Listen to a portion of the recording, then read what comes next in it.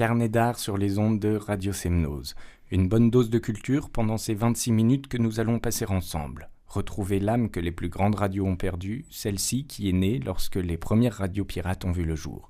Cette âme qui laisse libre la parole et les pensées, sans compromis, sans langue de bois, l'actualité, les plus grands mots de la société, les coulisses de ce qui vous fait rêver, l'intimité artistique de notre invité, nous vous promettons une petite demi-heure de bonheur.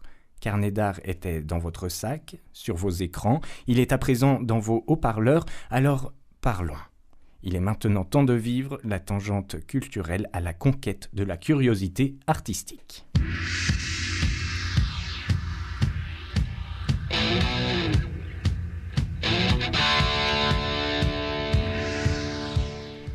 En espérant que vous avez résisté avec le sourire, résisté contre l'ignorance, contre l'enfermement qui guette et jette les spasmes de mort sur l'individu en société, un édito de moi-même, Antoine Guillot, ici présent, puisque moi-même. L'artiste a le pouvoir de réveiller la force d'agir qui sommeille dans d'autres âmes. Nietzsche, le gai savoir. Ces corps qui vagabondent dans ces rues décharnées par la chaleur étouffante des égaux, qui s'entrechoquent. Ces âmes d'anges qui sans cesse ravivent la flamme des souvenirs qui veillent sur notre avenir. Comme une soirée en noir et blanc, comme une histoire à ne pas rater, comme une vie à ne pas dépasser, désincarner nos rêves les plus fous pour mieux les réaliser. Choisir la vie de poète pour profiter de l'hyper-empathie, d'un monde qui change, d'un monde qui est en bascule avec le temps et son mal, pour profiter de ce moment d'histoire dans lequel s'inscrit notre époque, que nous rappellent grâce à leur beauté, les artistes qui nous entourent. Atteindre sa liberté parce que nous avons poursuivi la résistance. Atteindre l'universalité parce que l'homme et sa chair, son corps et l'expression de ses formes ne sont que le lien le plus précieux et le plus fragile qui existe entre chacun de nous. Parce que nous méritons d'être beaux. Parce que nous croyons en l'homme et que nous construisons l'avenir avec excitation.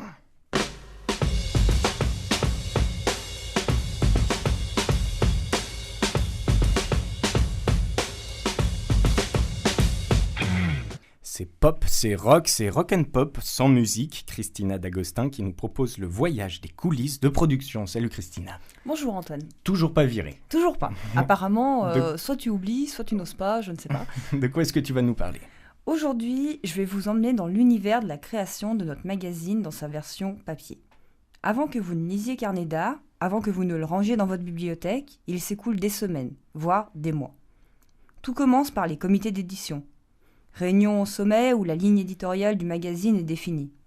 On échange, on réfléchit, on jette des idées sur la table et on essaye de répondre par exemple à cette question « Qu'est-ce que le temps pour Carnet d'art ?» Le temps qui sera la prochaine thématique de notre 3e numéro qui sortira officiellement le 2 décembre prochain. Passé ces discussions, c'est notre responsable d'édition qui se charge de la relation avec nos nombreux rédacteurs. Et là, il y a du taf. Il doit encadrer ce qu'on attend tout en laissant la liberté rédactionnelle. Ce n'est pas si simple que ça. Mais les articles sont reçus et ils sont déjà excellents. À ce moment, c'est le directeur de publication qui prend le relais. Il valide les articles et les envoie au comité de correction, dont je fais partie. La correction, c'est un vrai travail de fourmi. Bien sûr, on corrige les fautes d'orthographe ou de grammaire, mais on regarde aussi les espaces, les virgules, on ne laisse rien passer. Une fois ce travail effectué, les articles partent à la mise en page. Là, le magazine commence à prendre forme. Encore quelques allers-retours, des corrections et une relecture finale, et le PDF haute définition est envoyé à l'imprimeur. On va dans l'imprimerie, les premières épreuves sortent, le BAT qu'on prenait bon à tirer est signé, et c'est la dernière ligne droite. On voit défiler des milliers de pages sur d'énormes rotos, comme ils les appellent. Voilà, c'est fini. On attend la livraison. Ça y est, le camion est là, les palettes chargées de magazines aussi. On décharge, on range et on commence à distribuer. Votre patience sera bientôt récompensée. Carnet d'art numéro 3, le temps arrive dans quelques semaines. Vous avez hâte ? Vous avez raison. Il est sublime. Oui, je crois qu'il sera sublime. Merci Christina. Mes doigts caressaient notre toile bise. Et je cousais. Mon cœur, qu'est-ce que tu faisais ? Chanson Marie-Noël, Gisèle Casatsu. Il nous apaise, il nous enrichit, Il nous danse sa mélodie, l'art a bien des choses à nous peindre aujourd'hui. Osons mettre à nu notre curiosité et prendre à pied levé notre besoin de société. À voir, à lire, à écouter, professeur Moreau, toujours là à cette table. Toujours là avec plaisir, merci, bonjour. Plaisir pour moi aussi, le 3e mois, avec cette question. J'attends. Y a-t-il des arts mineurs ? Ah oui, heureusement, bien sûr. Heureusement, avant de grandir, il faut savoir être petit, être bien petit. Les arts mineurs, vaste sujet. Est-ce qu'on peut dire que la peinture est moins importante que la musique, par exemple ? Ou l'inverse ? Je ne sais pas s'il faut placer les curseurs à ce niveau-là. On parle de deux choses différentes, deux formes d'expression différentes, donc deux arts pleins et entiers qui ont trouvé à chaque fois leurs propres acteurs, comme j'ai déjà pu un petit peu l'expliquer. On s'exprime un petit peu avec ce qu'on a entre les mains. Ça peut être intellectuel, ça peut être dans la littérature, ça peut être dans la musique, ça peut être dans la peinture. Non, je ne pense pas que le fait de parler d'art mineur, d'art majeur se place à ce niveau-là. Est-ce que ça se placerait au niveau financier, pécunier simplement ? Un art majeur coûte cher, peut-être ? Cher à mettre en œuvre. Non, je pense que c'est plutôt un problème de reconnaissance. Un art mineur peut être magnifique, un art majeur très mal exécuté. J'ai souvenir de petits cirques. On va parler d'art mineur, c'est de l'art de rue, c'est le batelier d'antan qui est capable, avec son énergie, sa transpiration, d'œuvrer pour apporter un autre éclairage sur le monde. Donc c'est un artiste. Est-ce que c'est mineur ? Bon, ça intéresse les enfants. Les grands adultes aussi. Non, mais je pense que l'essence même du spectacle, puisque là, si je parle de cirque, par exemple, on va parler de spectacle, et on va parler de scène, bien sûr. Est-ce que le cirque, c'est un art mineur et la danse, un art majeur ? Je ne sais pas. Non, je pense que ce qui est important, c'est la façon dont ça nous fait rêver. C'est un art majeur pour les enfants, un art majeur pour les adultes qui savent encore regarder. Mais je pense que si on est capable d'apprécier ces arts-là qu'on pourrait considérer comme mineurs, on a la culture, on peut accéder à la culture qui nous amènera à la compréhension des arts majeurs, pourquoi pas, ou des spectacles de danse, qu'ils soient, comme on dit, traditionnels, classiques ou contemporains. Je pense qu'il y a une lecture, il y a une base de connaissances, et cette base de connaissances, c'est peut-être ces arts qu'on pourrait dire mineurs, oui, pourquoi pas. Des arts d'apprentissage, pour nous, on a besoin de ces arts mineurs pour accéder à d'autres choses peut-être, mais non, j'ai pas conscience d'art mineur en particulier. Il y a expression, il y a art. Non, c'est une question d'échelle qui me touche assez peu en fait. Est-ce que la bande dessinée est à mettre au même niveau que le cinéma ? Ça dépend ce qu'elle a à dire. Elle a un storyboard, elle a une construction. Le cinéma aussi. Oui, mais il y a le cinéma pour faire rire, le cinéma pour faire peur, la bande dessinée aussi. Il y a le cinéma pour enfants qui a son message, qui doit porter son message au niveau de son public. Donc la bande dessinée a son public et je pense que tout le monde n'est pas réceptif forcément à la danse classique et peut-être plus à la BD. Alors tant pis, il faudra le toucher par la BD. Donc oui, la BD a quelque chose à dire aussi. L'important est de le toucher. Oui.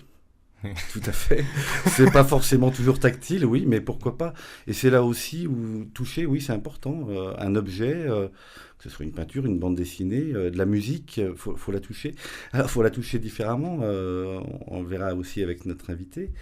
Mais oui, c'est un objet. La musique, c'est bien de la voir aussi physiquement. C'est pas simplement quelque chose de virtuel. C'est pas du MP3. C'est même si c'est bien, ça permet de découvrir le MP3, ce sera une autre discussion pour en parler. Mais à un moment ou à un autre, je pense qu'il faut que ça devienne un objet, quelque chose qu'on puisse palper, oui. La bande dessinée, un album de musique, une peinture, une reproduction, pourquoi pas.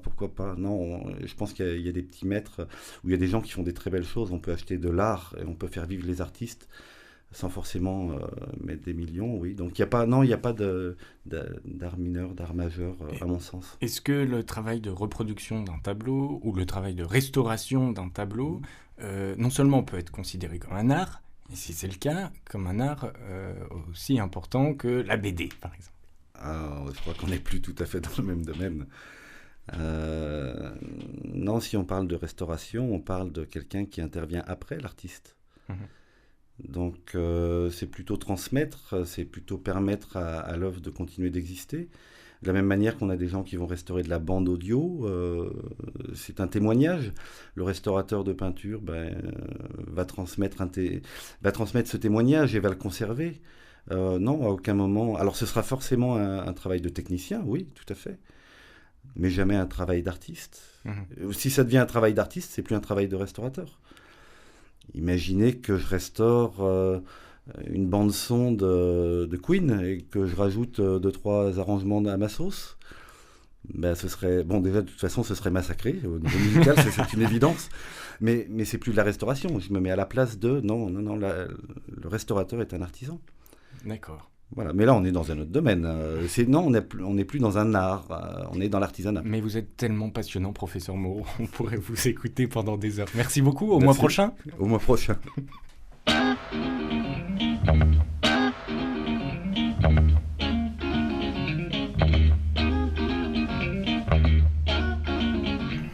Il est jeune, il est beau et se cache derrière son micro. Originaire de Chambéry, il arpente les rues de France et de Navarre pour vous offrir une explosion de bonne humeur, une boule d'énergie sur scène. Il s'appelle Ben.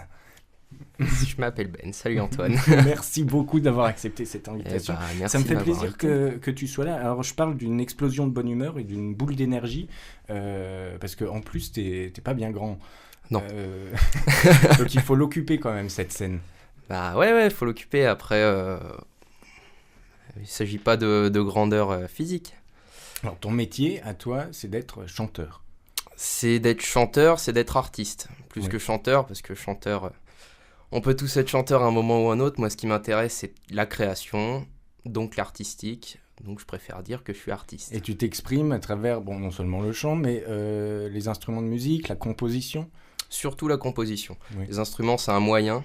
J'ai jamais... À la base, je suis guitariste, mais j'ai jamais fantasmé sur mon instrument. Je me suis jamais dit, tiens, je vais faire des solos de 12 minutes pour faire des solos de 12 minutes.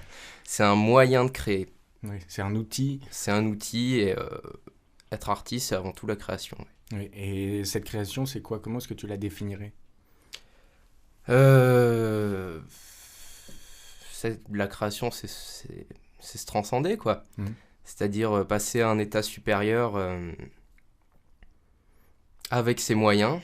Et c'est comme ça que je la définis, quoi. Oui, et tu as quelque chose à dire dans cette création avant qu'elle prenne forme ? C'est quoi ? C'est un élan de vie ? Oui, ça part d'abord d'une pensée, la création. Oui. Et j'ai toujours quelque chose à dire. Après, c'est jamais la même chose. Oui. C'est le débat qu'il y a eu professeur Moreau le mois dernier. Et oui, c'est tout à fait ça. Enfin, comme il disait, l'artiste évolue tout le temps avec son milieu, avec ce qu'il touche, avec l'actualité. Et il a toujours quelque chose à rapporter, même si c'est une histoire racontée qui n'est pas forcément la sienne. Ça part avant tout d'un vécu. Donc tu es en lien avec l'actualité et, j'essaye. Ouais. Et le monde qui t'entoure on l'est, qu'on le veuille ou non. Ouais. Et c'est ça qui fait l'acte créateur chez toi. Oui, c'est pas l'actualité, c'est mon actualité, c'est ce qui se passe dans ma vie, c'est quelque chose qui nous touche à un moment, que ce soit une musique, que ce soit une histoire d'amour, une dépression, de la solitude, il y a toujours quelque chose qui nous touche, et après ça peut aussi venir de l'extérieur, et ça peut venir de l'intérieur. Est-ce que tu peux nous parler de ta musique ? Ma musique... Ouais, alors après, il y en a plusieurs des musiques. Comment est-ce que tu la définirais ? Comme une image. C'est un instant fixe. C'est-à-dire que, comme tout art, en fait, quand on écrit un livre, on écrit un mot, on l'écrit à un instant T. Et s'il a la signification qu'on va lui donner à ce moment-là, il aura peut-être pas la même signification si on le lit un an après. Et moi, c'est comme ça que je la définis. C'est comme...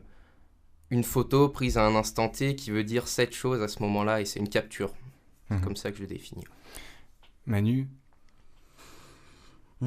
Capturer un instant avec de la musique. Ça te fait penser à la photographie, ça ? Un petit peu, parce que souvent on propose des textes avec les photos, et je trouve que... Alors ce principe de texte, c'est pas mal, ça oblige à une lecture.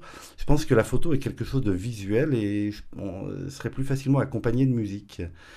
Et effectivement, on voit bien des rythmes dans certaines expos photos qui méritent une musique, qui méritent un certain rythme. Et effectivement, quand on voit toute une série de photos, on les mettrait bien en musique. Et je pense que la musique aussi peut évoquer des images, typiquement. Donc je pense que le lien peut se faire assez facilement.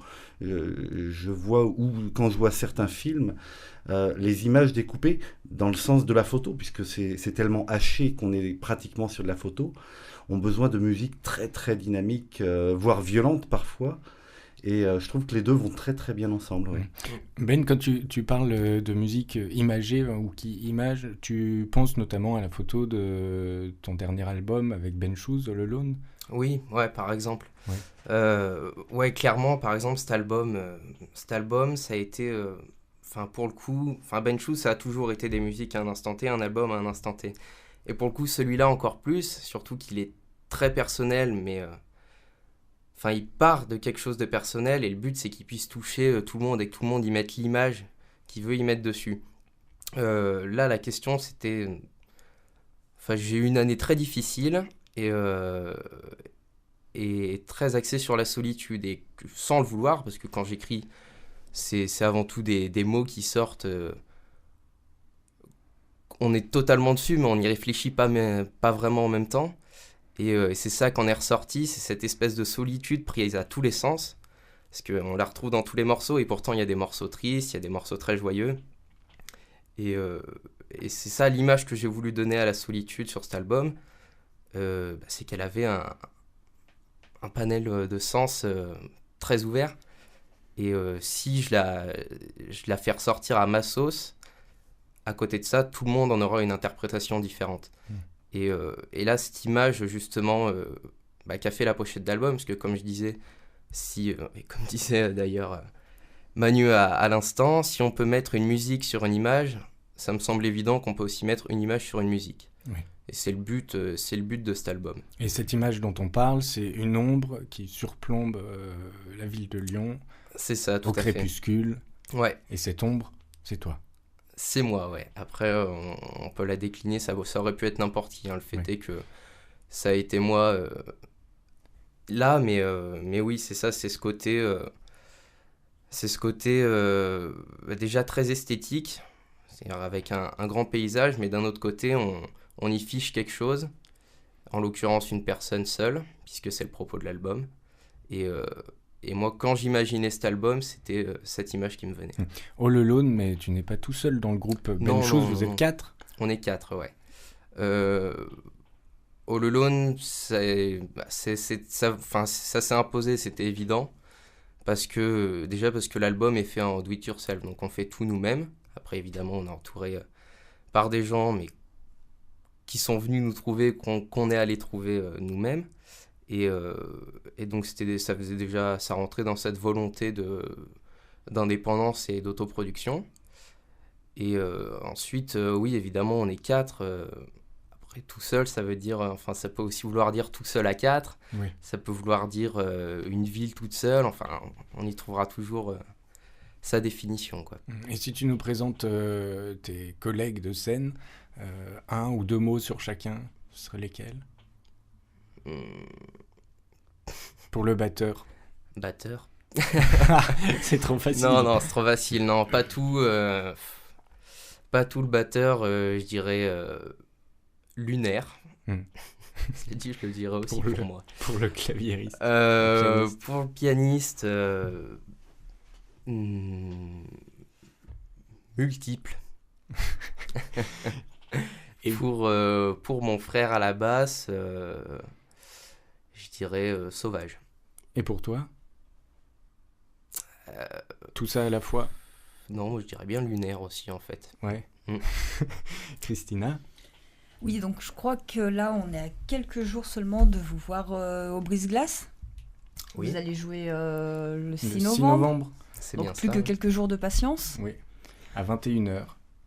C'est bien ça, ouais. Voilà. Vous attendez ce concert avec impatience. C'est le premier concert de la tournée All Alone. C'est ça, ouais. C'est le concert de départ avec plein de choses présentées. Et ouais, on est très impatients parce que c'est du travail qui est enfin à l'œuvre.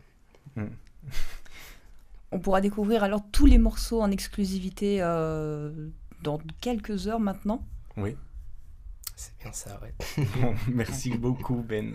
Merci à vous. C'était Ben de Ben Shoes. Ben Shoes.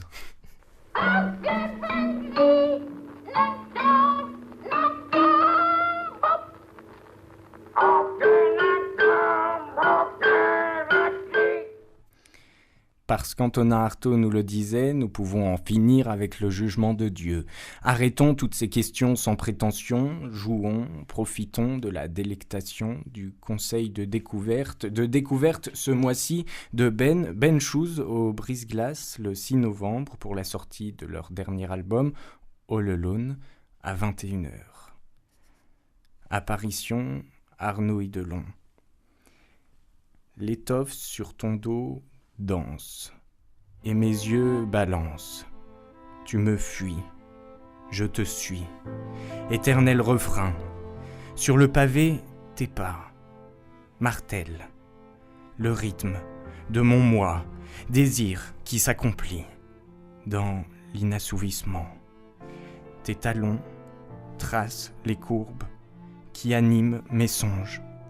Muse d'un instant, je te chéris. Je hais, je te hais, et ton sens de cette évanescence. Tes jambes, gainées de noir, battent l'asphalte. Incantatoire, volubile, hypnotise ce cœur qui ne bat plus que pour la beauté. Le galbe de ta démarche m'invite à cette guinche, me berce, m'aguiche, me viole. Quel beau mirage. À nouveau flotte l'étoffe, le tissu virevolte, gauche, droite, droite, gauche. La folie n'est plus loin, cadence régulière, se parsème ton parfum. Le sais-tu ? Je l'espère, je ne sais plus.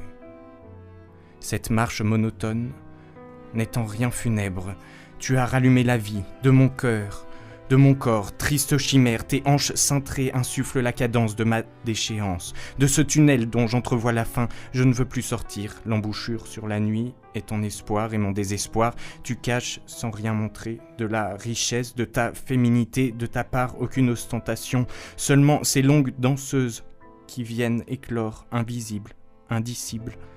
À l'échancrure, ta chevelure, hémisphère inespéré, exhale l'odeur de ma solitude. Tu te retournes, ton regard cherche le mien, mais j'y rencontre la peur. Et tandis que les talons résonnent de plus belle, béat, étourdi, je m'adosse aux parois. Tu vois, le bout du tunnel, et moi, le commencement, l'apparition était belle. Bonne nuit, ma belle. Je vous propose un rendez-vous avec vous-même d'abord. Vous pourrez vous faire aider par Ben Shoes pour le premier concert de leur nouvel album All Alone à 21h au Brise-Glace. Le 6 novembre. À voir, parler et commenter sans modération.